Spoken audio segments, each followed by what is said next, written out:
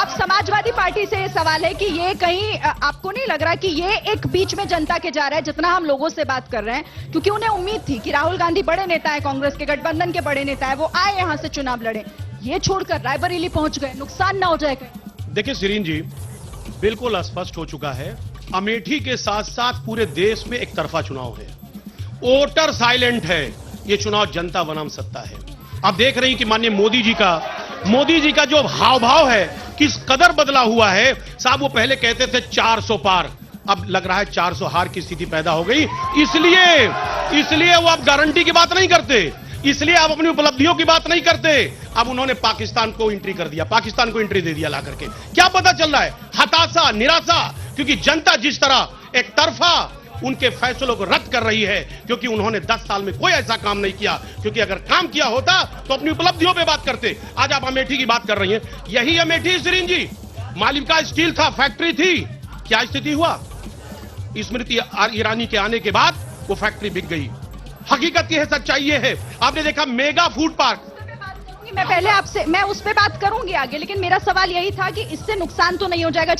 देखिए शिरीन जी, कुछ हम लोग काम की बात कर ले, हल्ला करने से कोई फायदा नहीं। सच्चाई यह है कि स्मृति ईरानी ने बड़े बड़े दावे किए थे, वायदे किए थे, लेकिन यहां पे काम नहीं किया। मैं काम बताने जा रहा हूं। मालविका स्टील था, उस इतनी बड़ी फैक्ट्री थी, लोगों को रोजगार मिल रहा था, उसको उन्होंने बेच दिया। यहां पर food park, mega food park, इतना बड़ा प्रोजेक्ट लगाया गया, सारी बातें, उसका उद्घाटन हो गया, शिलान्यास हो गया, लेकिन वो गुजरात में शिफ्ट कर दिया गया। आप दूसरी बात देखिए, ट्रिपल आईआईटी की बिल्डिंग बन गई, तैयार हो गई राहुल जी के नेतृत्व में, लेकिन आज तक वो स्टार्ट नहीं हो पाया। अब ये सड़कों की बात कर रहे थे, अरे सुनिए मेरी बात, किलोई का अस्पताल, अरे हल्ला न करिए, किलोई का अस्पताल यहां पर किसने बनाया? किसने उसका शिलान्यास किया? राहुल जी ने किया। अमेठी बाईपास, जो सड़कों की बात कर रहे हैं, कहने का मकसद हमारा ये है कि तमाम काम अमेठी में हुआ है। अमेठी में काम हुआ है, स्पष्ट है। बहुत सीधी सी बात है कि जो बागवां फूलों का वफादार नहीं है, गुलशन की हिफाजत का वो हकदार नहीं है।